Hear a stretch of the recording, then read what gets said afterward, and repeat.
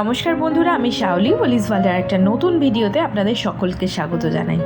কেমন আছেন আপনারা? নিশ্চয়ই সকলে খুব ভালো আছেন, আর আমরাও ভালো আছি। আমার এই ভিডিওটা বেশ পুরনো। এবছর কালী পুজোর সময় গিয়েছিলাম বাপের বাড়ি, তো সেইখানেই কিছু ভিডিও করে রেখেছিলাম, সেটাই আজকে আপনাদের সাথে শেয়ার করছি। তো এটা ছিল কালী পুজোর দিন। আমি এখানে রেডি হয়ে গেছি, আর সৃজাকেও রেডি করিয়ে দিয়েছি। আর এখানে আমি পুজো দেখতে যাব বলে এখানে রেডি হয়েছিলাম। আর সন্ধেবেলা মা একটু এখানে আলপনা দিয়ে নিচ্ছিল। মাকে আমি একটু ভিডিওতে আনতে চাইছিলাম, কিন্তু মা অতটা আসতে চাইছিল না। আর এখানেও ঠাকুরের ওখানেও আলপনা দিয়ে নিচ্ছে। আর এটা হচ্ছে আমার বোনের ছেলে। এখানে দুজনে মিলে ওই ঠাকুর ঘরে যে ঘন্টা থাকে সেটা বাজানোর জন্য একটু মারামারি হচ্ছে। তো এই যে এখন এর টার্ন, এ বাজাচ্ছে। তো যাই হোক, আর এখানে আমি সৃজাকে একটু সাজিয়ে দিলাম। আর তখন যেহেতু বেশ অনেকটা গরম ছিল সেই দিন, তো এরকমই সাজিয়েছিলাম সৃজাকে। আর এরপরে মাও রেডি হয়ে নিচ্ছে অন্যদিকে। তো মায়ের সাথে যাব ঠাকুরের পুজো দেওয়ার জন্য। আজকে এই ভিডিওতে আপনাদের দেখাবো আমাদের গ্রামের কালী পুজো, মানে আমার ছোটোবেলাটা যেখানে কেটেছে সেই গ্রাম আর সেই গ্রামের কালী পুজো আজকে আপনাদের সাথে শেয়ার করব। জানি ভিডিওটা দিতে বেশ অনেকটা দেরি হয়ে গেল, তবে আশা করছি আপনাদের আমার ভিডিওটা আজকে ভালো লাগবে। ভেবেছিলাম যে ভিডিওটা দেব না, কিন্তু ভাবলাম না, দিয়েই দিই। আর স্মৃতি হিসাবে আমার ইউটিউবে এটা রয়ে যাবে। আর এখানে আমরা চলে এসেছি, এখানে কালী ঠাকুরের পুজো দেখতে এখানে আমরা চলে এসেছি। আর বেশ খানিকটা পুজো হয়েও গেছে এখানে। এটা হচ্ছে আমার গ্রামের বারবাড়ির পুজো। এছাড়াও এখানে আরও 3-4টে কালী পুজো হয়। তো এখানে কিছুটা পুজো দেখে আমরা গ্রামের আর কয়েকটা ঠাকুর দেখতে বেরিয়ে পড়েছিলাম।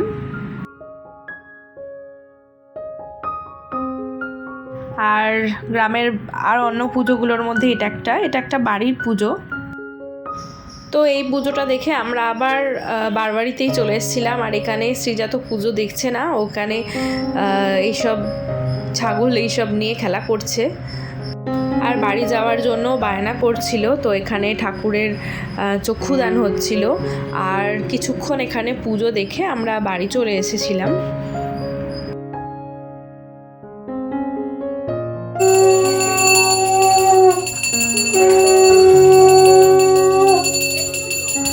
আর বাড়িতে আসার পথে আমাদের যে পাড়ায় যে পুজোটা হয় সেটা একটু দেখে এলাম। তখন পুজোটা আমাদের শুরু হয়নি পাড়ায়, আর অন্যান্য জায়গাগুলোয় পুজো প্রায় শেষের দিকে ছিল। আর এই আমাদের এই পাড়ার পুজোটা একটু রাত করেই হয়। তো এখানে সবে মাত্র পুজো শুরু হতে চলেছে।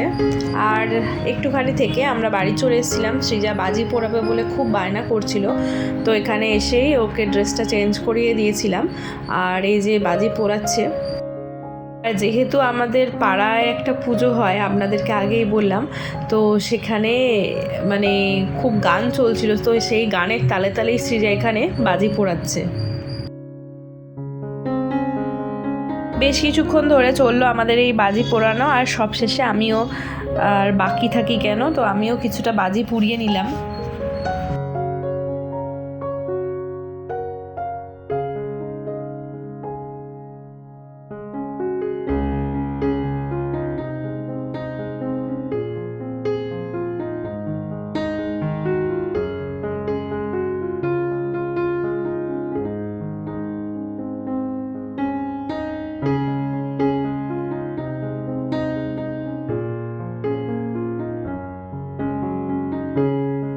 তো বেশ কিছুটা বাজি পুড়িয়ে আমরা আবার একটু ঠাকুর দেখতে বেরিয়ে গেলাম।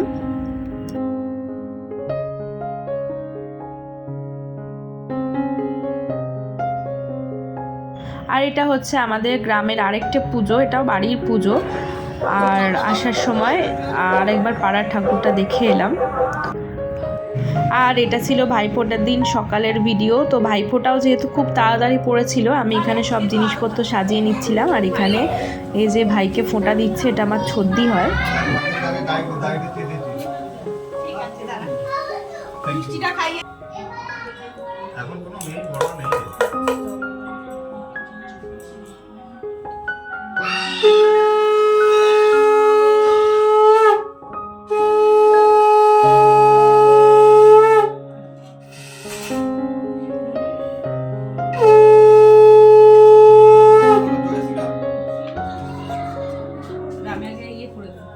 বিয়ের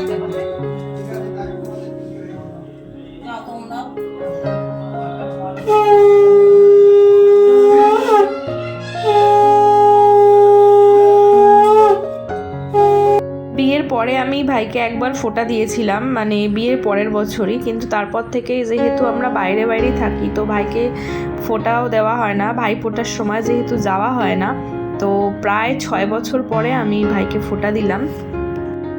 বাকি 2 দিদি বোন ওরা দেয়, কিন্তু আমার আর কোনো বছর হয়ে ওঠে না।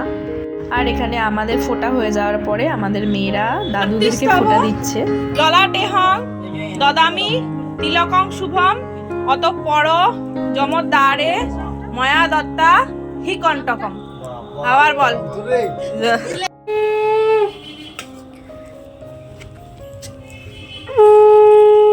তোমার মায়ের স্বপ্ন সফল হোক তোমার উপরে। এই আশীর্বাদ করলো। হ্যাঁ, এবার প্রণাম করো। এবার আচ্ছা, পরে মিষ্টি ধরে দিবি। পরে মিষ্টি হাতে নাও, তুমি জানো তোমার মায়ের লক্ষ্মী হও। এবার ছোট দাদু দদামি তিলকম শুভম।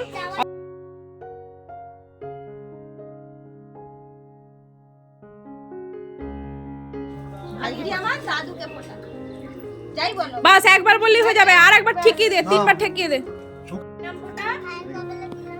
জমের দুয়ারে পড়লো কাটা, যমুনা দেয় জমকে ফোটা, আমি দিয়ে আমার দাদুকে ফোটা। এবার দাদু আশীর্বাদ।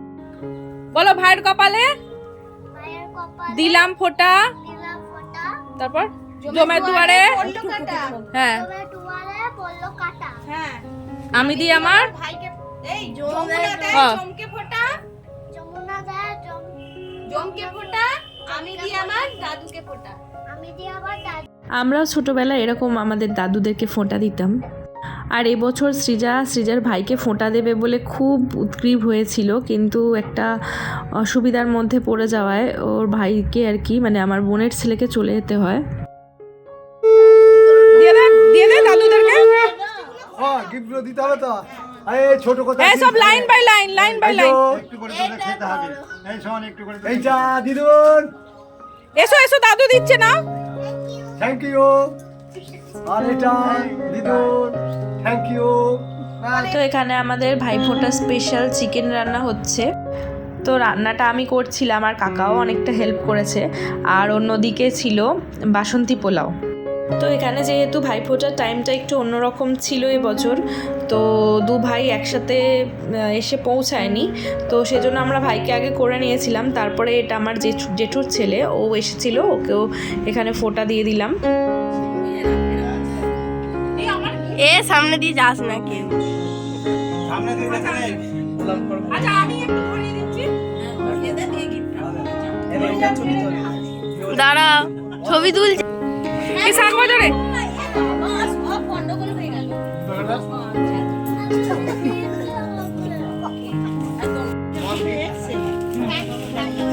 বাকি না আছে, এটা খুব পাড়া এই তুই ওকে ব্যাগটা সমেত দে। আরে ওটা দেখ, কালারটা দেখো না। এটা ওটা কালারটা দেখে না। এরা সিট হয়ে গেছে ছিল। তোকে পেরে হচ্ছে রূপো আছে দেখ। এই আমরা সব কটা আমার মাথায় একটা আটকে আছে, দিতে পারি টাকাটা আবার নিয়ে নিলি তোরা।